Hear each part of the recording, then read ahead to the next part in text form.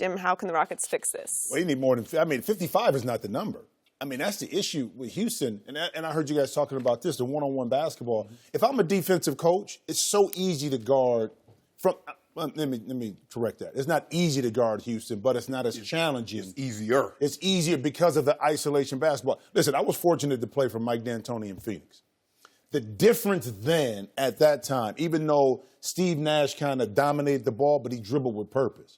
Okay, it was that high pick and roll, that side pick and roll, the middle pick and roll with Amari. The difference with this Houston team, and we know it, is that their top three players are isolation players. So the ball doesn't move freely enough. We talked about 30th in the league and, passing the basketball. It's a difference. So Golden State's top three players, they catch and shoot. Yep. They move well without the basketball. They don't really need to go one-on-one unless they have to in the shot clock, which makes it more challenging to guard. So you're saying, okay, well, defensively, Jeff Budenholzer did a great job with Houston defensively over the last 2 or 3 years. What do you change? I'm saying it's not the defense. To me, it's how they operate on offense. Sometimes those isolations, quick shots, leads to Golden State getting out on the fast break. Their offense, you can't change it now, but they're going to have to figure out a way to slow that tempo down a little bit more. They came out, I think, at the beginning of the fourth quarter, and James Harden was on the bench. They ran a well-executed play. It was a misdirection. They got a nice little jump shot. I'm like, why can't they do more of that? Why can't they make Golden State have to play a little bit more when they play side to side like Golden State is doing with Houston? But to me, that's the biggest key for Houston, is that isolation basketball against Minnesota. Oh, that works well. Yeah. Against Golden State, it's not going to work. I don't think it's their offense. They can score plenty enough points. It's not the point. But their offense is their best defense. Right. You see what I'm saying? Their offense puts their defense in situations like in fast break, three-point shots, that now they can't recover, because when the isolation guy's just standing around, there's no movement. You on the offense, your offense is rolling.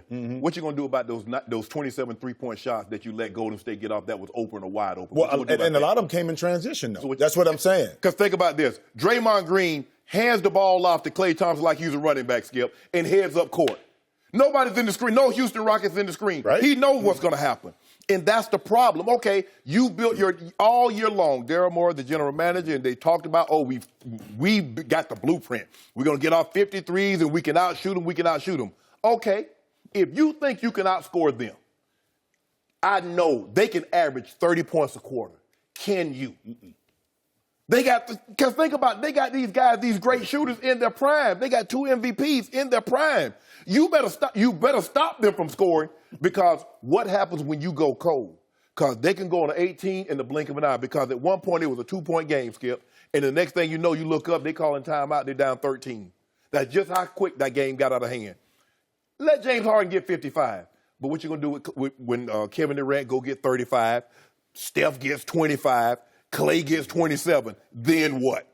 Can your top 3 players match their top 3 players? No. Not consistently. No, they can't. I mean, they can't. There you go. They can't. But here's the thing, too, Shannon, on that, too, is that this Houston team, when you look at Capella, he has to be in the right place at the right time. Right. When they beat them 2-1, you're talking about building a team to beat Golden State. No, you built a team to be more competitive. Right. That's what they are. Even though they were 2-1 during the regular season, this is totally different. It's false. You built the team to be more competitive, but you can't beat this Golden State team in 7 games. You just don't have the arsenal enough to do it. So why don't they just call it off? They should. Yeah. But it's more exciting to watch it. I guess so, because I think after all this discussion I've heard, Houston's only hope in Game 2 is that Golden State just doesn't take them very seriously. Yeah, and they go cold. They kind of just say, like they did in Game 3 at New Orleans. They just kind of said, New Orleans is a different animal. They're focused on this Houston team. New Orleans, it was all like, we're going to get through it. They had a mission against Houston. Houston has been gunning for them all year. The GM has. For 3 years. The owner has. Clint Capella has. He's been saying repeatedly, we're the better team. Nope, you're not. No. You can't. It's unfair if you turn Golden State into the heavily favored underdog, because that's how they felt going into the building last night. Like, we got a chip on our shoulder. We're going to show you people. We're going to shut you up. So the only way is if they kind of shut down in Game 2, because I don't think James Harden can change who he is overnight. No. But the crux of this problem last night was that Kevin Durant touched the ball 34 times and James touched the ball 33 times. Okay, so fair is fair, even Steven. Only 6 times did Kevin Durant hold the ball more than 10 seconds. James Harden, 33 touches, 28 times he held the ball more than 10 seconds. It's dribble, dribble, dribble, dribble, in and out, dribble, dribble, step back, dribble, dribble through the legs. You know how he goes. And after a while, it's pretty to watch. It's entertaining to watch, especially when he steps back and makes a 3. Right. Or if he gets to the rim and does some big whipped cream shot at the rim, which he is highly capable of. He is highly entertaining to watch. Right. But his teammates are also having to watch long series of dribbles. And they had 3 shot clock violations last night. And you'd say, well, you're trying to hold the pace down a little bit. It doesn't help you. Right. Because Golden State is running on you when they have the opportunity. So Golden State outscored them on fast break points 18-3. So they got virtually nothing in fast break. They kind of turned into a dribble, dribble, dribble, isolation, James Harden special team. It won't work against these guys. They're too smart. So they put Steph on him. And Steph says he's still not 100% with his MCL sprain, so he can't go side to side. But they don't care. Okay, so let James score 55 in Game 2. Do you think they're worried about that?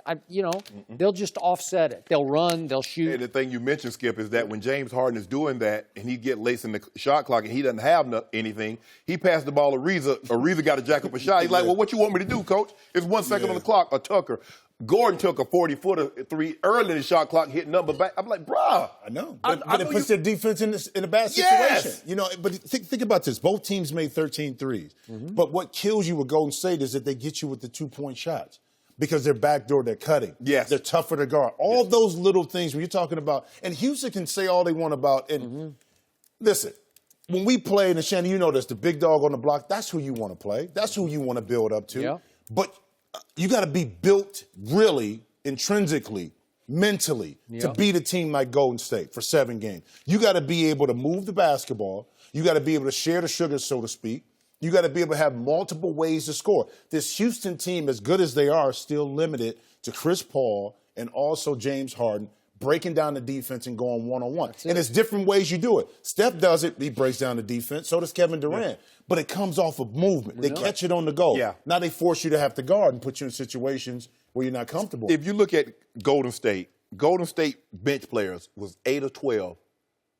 Nick Young was the only one that's off the bench that shot a 3, attempted a 3. He was 3 of 5. You look at the Rockets bench, 6 of 13, 0 of 6, 2 of 5, 0 of 1, 0 of 1. And only Nene didn't attempt a 3. You're not going to win with that.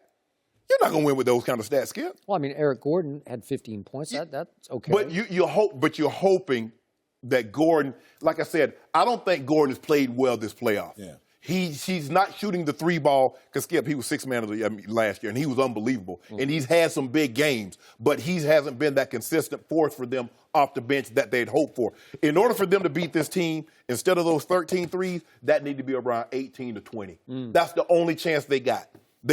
Because that's what Daryl Morey and D'Antoni said. We're going to put up 53s. We're going to hope to make 20, and then we'll see what happens. I mean, they led the NBA by 200 3 attempts. Yes. So they're just shooting them from everywhere, and they actually got outshot in attempts last night by Golden State because they're trying to sort of slow it down. And the scariest thing of all for Houston going to Game 2 is that Steph Curry was pretty quiet last night.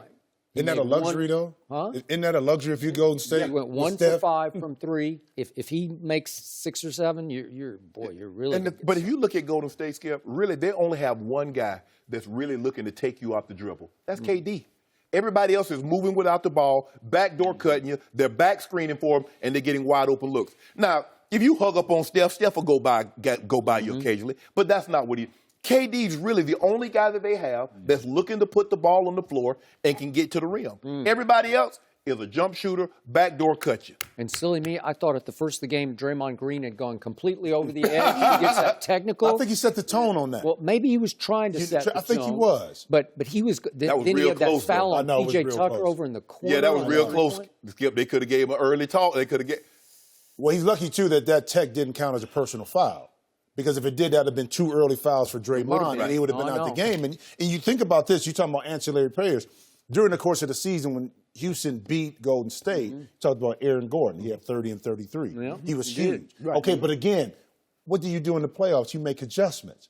Okay, can Houston make enough offensive adjustments to get more movement to force Golden State to have? I thought they did a good job of putting Steph Curry in situations where he had to switch. Right. But they didn't take advantage of it fully enough to really make Golden State pay for it. Yep. You know what I mean? And that's going to be the adjustment. I'm real interested to see what Mike D'Antoni does offensively to try to get more of these guys involved and kind of get the ball out of the hands of James Harden at times. James, I need you to pass the basketball. Well, think that's going to go over? well, he can, but no, he can. James has shown that he can be a facilitator. Right. And to me, if I'm a scorer, if my guys are getting off, it makes it my easy. job It easier, makes my job a whole heck of a lot easier. Well, I think D'Antoni's plan is for James to get 55. 55. Yeah. He might need Or 60. well, he needs 50. Well, he better get 55 and 15.